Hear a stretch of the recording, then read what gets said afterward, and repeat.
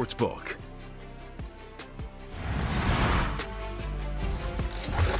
I'm holding my heart right now. Welcome to this Thursday edition of First Take. Your boys in the house hosting, okay? And usually I'm going to throw my new rules out there to make sure people are respectful and they understand, speak when spoken to, and who the boss is. But I gotta veer left here. Not because my man RC's in the house pivoting over here, the First Take. Not because Dan Orlovsky was in the bathroom changing his damn wardrobe because he knew that what he was wearing on Get Up would be unsatisfactory for First Take. But also, stop the presses. Mina Kern, Mina, in the building. Yeah. In the building. It is our honor and privilege to have you. How are you, Mina? I'm so happy to be here. We're happy to have you. We're happy to have you. Excuse me, watch your mouth, watch your tone, watch your manners. I'm telling you that right now, Dio. I'm telling you that right now, all right? We got a whole bunch of stuff to get to. Let's get right to it, all right? After a messy public contract negotiation and eventual trade to the Green Bay Packers, Micah Parsons is making his much anticipated return to Dallas on Sunday, and he spoke yesterday on how he thinks he will be received in Jerry's world. Take a listen.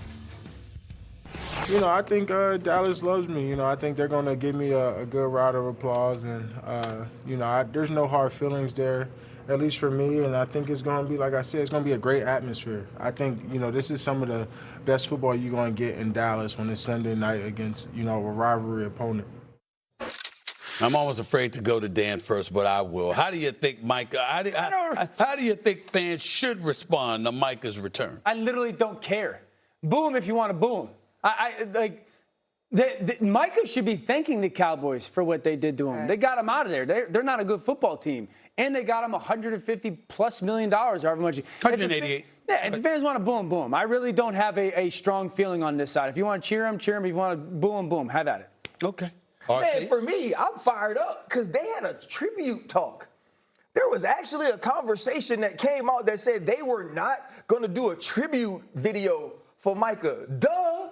This ain't basketball. Yeah, right. You know what happened the last time Dallas traded a star and they did a tribute video? Luka dropped 45 and they beat him by dang near 20 points. Right. Yeah. If I was the Dallas Cowboys, I would have Micah clown shirts on every seat. And I would have a shirt that says, I hope your beard never connects and you keep going bald. Wow. I would absolutely crush him. You know why? Why? Because you got to make them hate him because your team sucks. So the entire time, everybody's there. You know what they're going to be looking at him like? They're going to be looking at him like, man, we traded this guy. Like, our girl left us, but she wanted to be here. I kicked her out. Now I'm left with this bugaboo. She don't have no job. She don't want to cook. She don't want to clean. She stopped wearing makeup once we got together. And then my girl come back, and she fine like that? You got to make sure they hate Micah Parsons. What an analogy. Sorry. What an analogy. I can't believe he doesn't care. This is I don't care. And you didn't even catch what he said. Just the specificity of the details that you drop makes me wondering about you. Yeah, right. He said, this is the best football you're going to see in Dallas. And he had to catch himself. Because you know why he said that? Because Green Bay was going because he knew that Dallas wasn't going to see no good football all damn year. Ryan. That's true. Go ahead, man. You paint a very vivid picture. Very vivid. Very vivid. That's not going to happen. Here's what's going to happen. By halftime, they're going to be booing Jerry Jones. Dallas fans aren't stupid. Yeah. They know why Micah Parsons is gone, and they know that the product on the field, which has been god-awful, yes, is because of the decisions that Jerry Jones made. Right now, the Cowboys defense is allowing a QBR of 80. That's the worst in the NFL. To put that in perspective, Lamar's 78, Josh Allen's 75. They're making everyone who plays them better than Lamar Jackson and Josh Allen. And there's only one person to blame for this.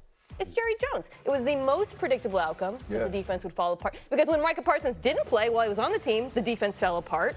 This was no mystery. If I'm a Cowboys fan, I'm furious at Jerry Jones. There is no doubt in my mind that Micah Parsons is going to come back, ball out, and the fans are going to turn on Jerry. You should be able to ball out against this Dallas Cowboy team if you're Micah Parsons. You really should. With the help that you have on the defensive side of the ball with Green Bay fresh off a defeat in Cleveland, okay, you should really, really have a field day. Now, you're the Dallas Cowboys. The only part that I will accuse y'all of, y'all are forgetting how delusional they are. Now, I understand how you're feeling about Jerry Jones, but we all know they're going to roll up in there thinking, we're going to win this game. We're going to win this game. That's how they No, think. Cowboys. Yeah, I don't think Cowboys. No, you don't know them like I know them. You don't know them like I know them. I think Cowboys fans want Micah to get 4 sacks and 300 yards rushing. Yes. I'm not saying reality will hit by halftime.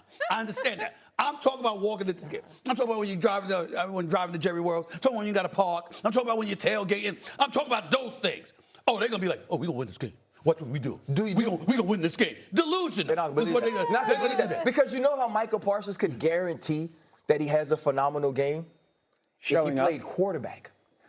If he goes and plays quarterback for Green Bay, he's going to have a phenomenal game. Because every quarterback that plays against the Dallas Cowboys, Russell Wilson, 2 weeks ago, Russell Wilson, who's no longer the starting quarterback, had 450. Like, those fans should lose their mind the minute the game starts. To me, here's what would make it worse. And let's ask this question.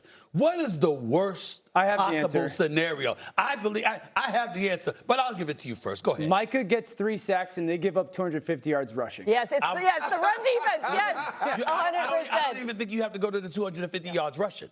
I'm thinking if Micah gets like 3 or 4 sacks and the Dallas's passing game is completely terrorized because you can't protect the quarterback, that would be the nightmare. The running, they gave up rushing to everybody. But they say that's how they got better. Right. Yeah, every time they have like a 10-yard run, the camera's going to cut to Jerry Jones. Mr. Kenny Clark's going to solve our run defense. Yes, that is what's. You're totally right. It's the lack of the justification of the trade, or at least in their words, the reasoning was, well, we got better. They ain't listening to that. They're looking at Micah Parsons being gone, and if that brother gets at Dak Prescott frequently, he will. That is going to be the nightmare. The worst case scenario is that the Dallas Cowboys show up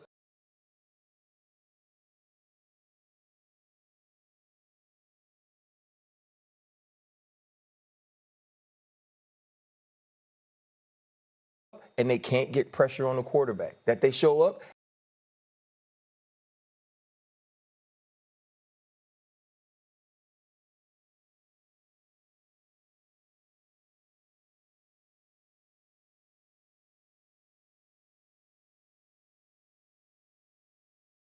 that team doesn't block Lucas Van Ness. And if you get that, then that's exactly what they deserve.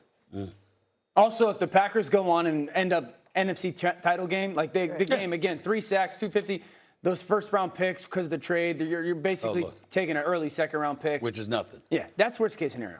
Is there any kind of scenario you see, Mina, that Jerry Jones could end up walking away with a smile Sunday evening? I mean, is there anything? If they had CeeDee Lamb, might be a little bit more optimistic about the offense. But, I mean, this Packers defense is one of the 2 or 3 best in the NFL, and I think they're going to look like it. Without CeeDee Lamb, the entire premise of this Cowboys offense is we've got 2 number 1 wide receivers. Defenses have to play shell. We get to run the ball underneath. You take out CeeDee Lamb, that equation looks very different. I have to confess to you, I was just